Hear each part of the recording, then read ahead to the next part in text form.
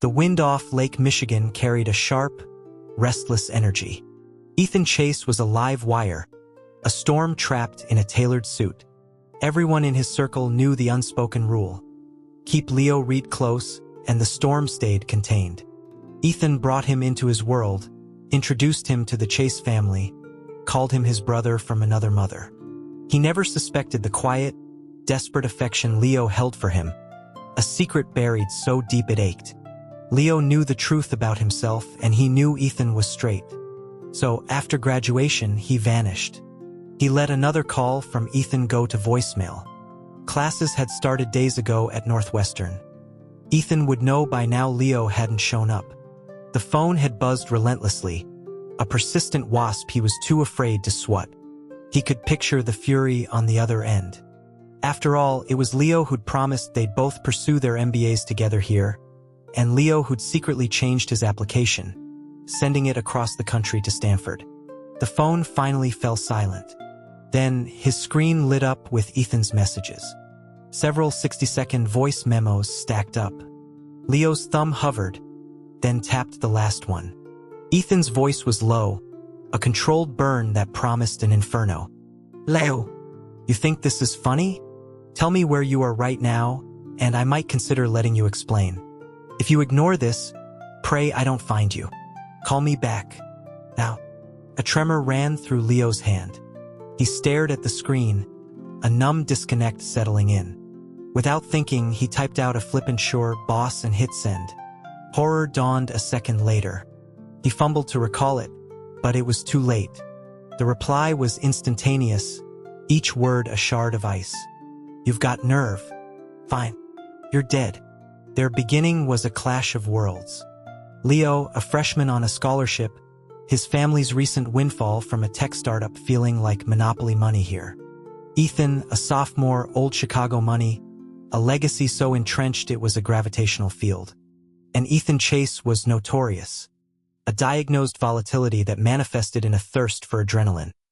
Boxing rings at exclusive clubs, drag racing on closed circuits, anything that burned the frantic energy inside him. Before Leo, he'd been a fixture in the gritty clubs by the docks, coming home with split knuckles and a darker mood. Their meeting was pure, chaotic chance. A damp, misty afternoon after Leo had finally moved into the dorm. Heading out for a burger, he saw a man stumble out of a blues bar's side door. The man's shirt was torn, his face a mask of fear and fresh blood. He was begging, knees on the wet pavement. A group of young men stood over him. At their center, Ethan Chase lit a cigarette with a casual flick of a silver lighter, his knuckles raw. He didn't even look at the pleading man, just gave a slight nod. Two figures in dark coats emerged and dragged the man toward a service alley. The man's cries cut through the drizzle. A surge of misplaced righteousness propelled Leo forward. He marched up to the group, his voice cutting through the tense silence. "Hey, what's the deal? 7-on-1. All conversation died. The group stared, expressions shifting to a mixture of shock and pity. Ethan's head lifted slowly, his gray eyes clouded with a dangerous haze. Leo, oblivious to the hierarchy he'd just breached, stepped closer, meeting that stormy gaze head-on. Their proximity was sudden, intimate. Leo could smell the clean scent of cedar and faint tobacco. As Leo entered his space, something shifted in Ethan's face. The anger didn't explode. It dissipated, replaced by a bewildered stillness. He stared, as if trying to solve a puzzle. Then Ethan moved, grabbing the front of Leo's jacket and yanking him forward. Instinct took over. Leo swung. Ethan blocked it easily, twisting Leo's arm behind his back in one fluid motion, pinning him. Leo had scrapped in neighborhood alleys back home, but this was different. This was trained, effortless control. Just as Leo braced for impact, Ethan did the inexplicable. He dipped his head, his nose brushing the side of Leo's neck, inhaling deeply. The grip didn't loosen, but the tension in Ethan's body seemed to melt. He stayed like that for a long moment, then released him. Leo stumbled back, clutching his neck. "What the hell is wrong with you? The guys around Ethan watched, braced for an eruption that didn't come. Ethan just exhaled a stream of smoke, his voice oddly calm. He put something in my date's drink. Was I supposed to buy him a beer? Leo glanced at the whimpering man now being hauled away, finally hearing the muttered "Mr. Chase, please." The penny dropped. Leo forced a stiff, awkward smile. My mistake. Sorry about that. Ethan studied him, a predator considering new prey. A mistake that pissed me off. How do you fix that? Name it. Be my friend. It was that simple and that strange. Leo found himself with Ethan's number and later, assigned to the same suite in the exclusive residence hall. A clear breach of protocol only a Chase could engineer. Being Ethan Chase's friend was a gilded cage. Extravagant birthday gifts, a vintage Rolex, front row tickets and backstage passes when he mentioned liking a band. Introductions to powerful people always as my brother, Leo. Silent interventions when his parents' startup hit regulatory snags. But Leo knew his primary function. A human anchor. Ethan's friends remarked on it. Since Leo appeared, the bar fights stopped, the smoking lessened. Ethan's tempers, once legendary, cooled in Leo's presence. A mere scent of him could dial the fury back. It was irrational, biological, and it fooled Leo's heart completely. Loving Ethan was an inevitable trap. He was magnetic, all sharp angles and restless grace. He could dissect hedge fund strategies or the history of deep dish pizza with equal captivating intelligence. But over 4 years, Leo watched him date a succession of polished, sophisticated women. He knew the type. It wasn't him. Never him. So, leaving was the only option. Dude, you're glued to that phone. His roommate, Kyle, nudged him. Waiting for a text from your mystery woman? Leo just shook his head. Kyle slung an arm around his shoulders. Come on, spill. He couldn't. The messages had stopped after that final threat. The silence was worse. A taut wire humming with impending disaster. A commotion at the campus gates drew a crowd. Kyle, ever curious, dragged Leo toward the buzz. Whoa, Kyle breathed. This is some corporate takeover of a small village vibe. Leo peered over heads. A line of black SUVs, men in dark suits standing at attention. And there, in the open door of the lead vehicle, was Ethan. He looked older, harder, a layer of polished steel over the old raw anger. He hadn't seen Leo yet. Leo's blood ran cold. He turned to push back through the crowd. Kyle called after him, his voice booming. Leo! Hey, where are you going? He felt the weight of a gaze land on him like a physical touch. Before he could take 3 steps, a perimeter of suits materialized around him. The crowd parted. Ethan's voice came from behind, low and frozen. Found you. He was escorted to the SUV. The door closed, sealing them in. Then Ethan was on him, pressing him into the leather seats, his face buried against Leo's throat, breathing him in like a man starved of oxygen.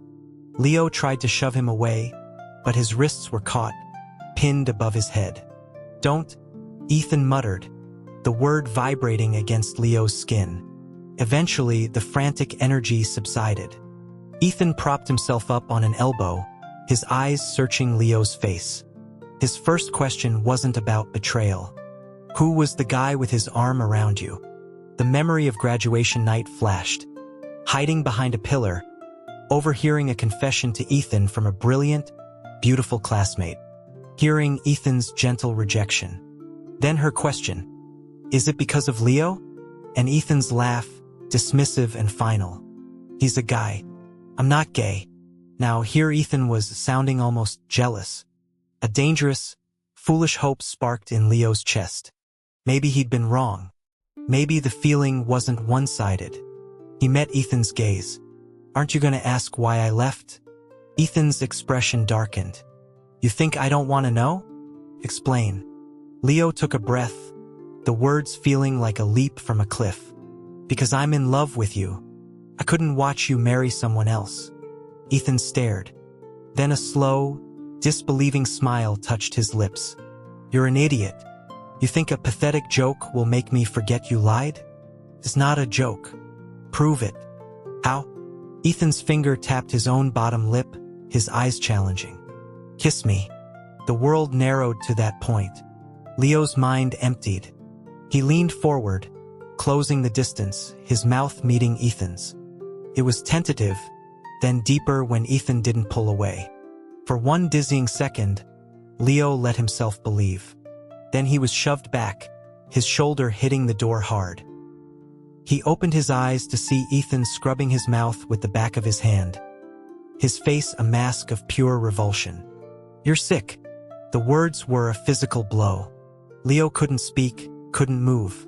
Stop the car, Ethan snarled. He looked at Leo, his voice venomous. Get out. The SUV sped away, leaving Leo standing on the shoulder of the road, cold seeping into his bones. The final humiliation came a moment later. He'd left his phone in the car. He started the long walk back, numbness setting in. 10 minutes later, an SUV pulled up beside him. Ethan's driver. Mr. Chase asked me to ensure you got back safely. The small kindness was a fresh wound. He was handed his phone. The driver, misreading the situation entirely, offered sympathy. Don't worry. He'll come around. You're the closest person to him, besides his future wife, of course. Why can't I be the closest? Leo thought, despairing. The driver chuckled. You're his best friend, not some scheming in-law. Bundarius, man. Back at his dorm, Kyle took one look at his face. Oh, you okay? Don't tell me, you got shot down? Leo just looked at him. Kyle's eyes widened with understanding. Well, join the club. I once made a move on my step-cousin. He told me to get the hell out. Want to get a drink? At a dive bar near campus, Kyle asked, so, top or bottom? Leo choked on his beer. What? I guess top? Kyle laughed. With those skinny arms and that, never mind. I'm a bottom. Tragically, they shared a look of mutual, ridiculous commiseration. They didn't notice the group at the next table listening. The next day, a campus forum buzzed with a post. Grad student in finance is a power bottom for love. It mixed up their names, painting Leo and Kyle as a couple. Leo stared at the screen. Should we clarify? No way, Kyle said, eyes shining. My step-cousin just called. He was furious. This is perfect. He looked at Leo pleadingly. Play along? For me? Leo sighed. Whatever. The post vanished by afternoon. Then a call came from Mark, one of Ethan's friends. His voice was strained. Leo, man, you gotta talk to Ethan. He's been in a black mood since yesterday, and this morning he saw something online and lost it. He's at the club, drinking like he wants to erase something. He listens to you. Can't, Leo said softly. I'm the reason. Just then, Kyle yelled from the shower. Leo, hurry up. We're sharing the hot water. A deafening crash sounded through the phone, followed by dead silence. Life settled into a grim routine. Classes. Research. Ethan was gone, cut off completely. Kyle's situation blew up. He's dating a woman. Kyle wailed over cheap whiskey. He's leading her on. He should just be a bastard to me. Leo half carried him back to campus. Drunk and desperate, Kyle grabbed his shoulders. Do you like me? Say you like me. Leo, playing a role, patted his back. Yeah. I like you. I like you the most. Kyle smiled, blissful, and passed out.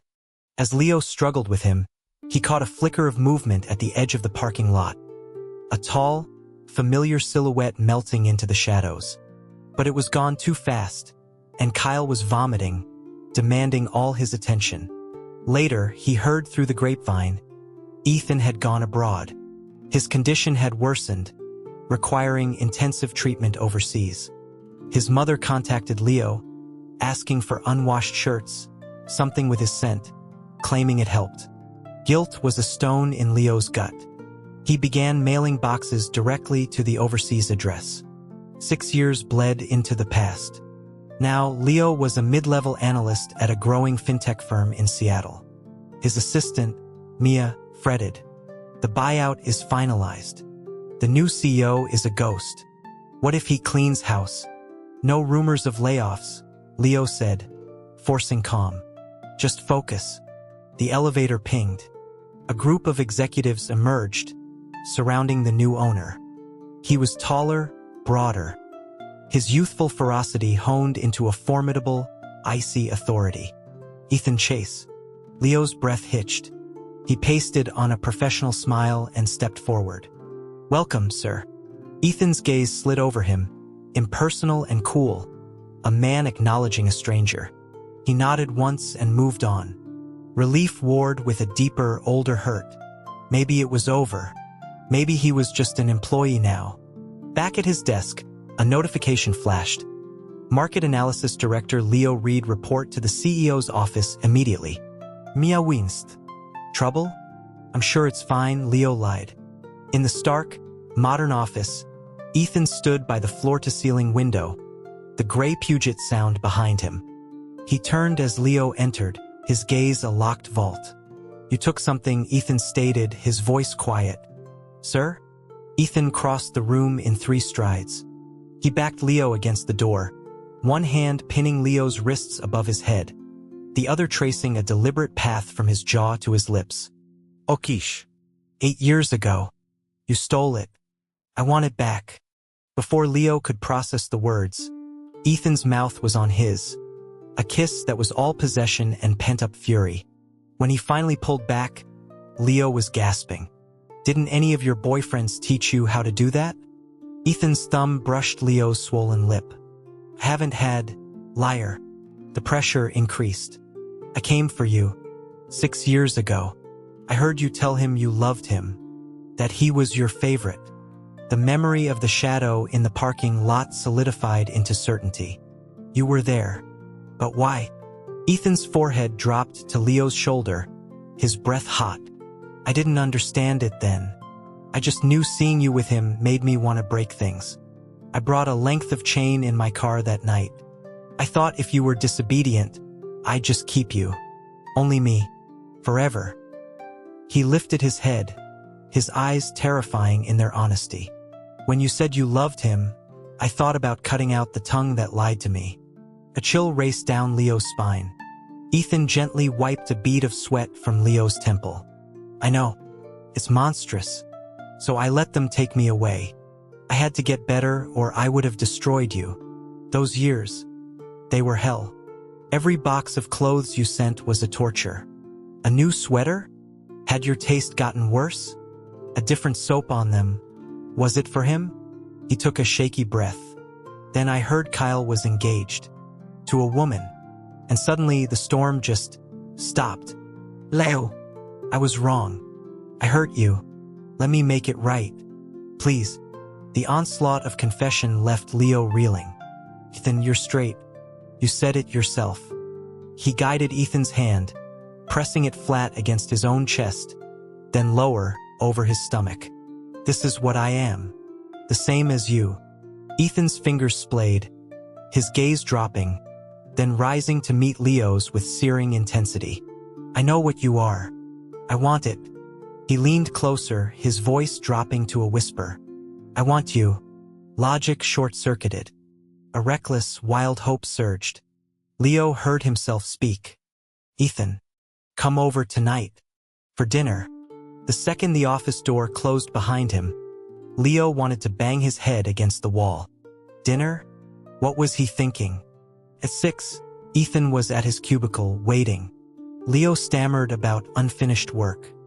Ethan simply walked behind his chair, leaned over, and guided his hands on the keyboard, his chest a solid wall of heat against Leo's back. I'll help. They left at 8:30. A quiet dinner at a bistro. Then, under the fluorescent lights of a late-night pharmacy, Ethan asked, his tone conversational, any preference? Leo's face burned. You choose. At Ethan's sleek condo, the hours blurred. A shower. The hum of a hairdryer. Then, in the dim bedroom, Ethan looked at him, all pretense gone. Leo thought, this is it. He'll see and he'll stop. He didn't stop. Morning light filtered through blinds. Leo stirred, every muscle protesting. The door opened. Ethan entered, carrying a tray with tea and toast. He set it down and approached the bed, bending to place his cheek near Leo's hand. With the last of his strength, Leo lifted his hand and gave Ethan's face a feeble, patting slap. Do that again and I'll leave marks. Ethan's smile was unguarded, radiant. Does that mean I'm forgiven? Forgiven? The past felt like a separate country. Ethan hadn't been cruel. He'd been confused. The worst Leo had imagined was rejection at the final moment. But Ethan had wanted him. Holy. Ethan. Yes? I wear a size 10.5. My ring size is 9. Ethan's smile softened. He leaned in, brushing a kiss to Leo's temple. I know. I measured while you were sleeping.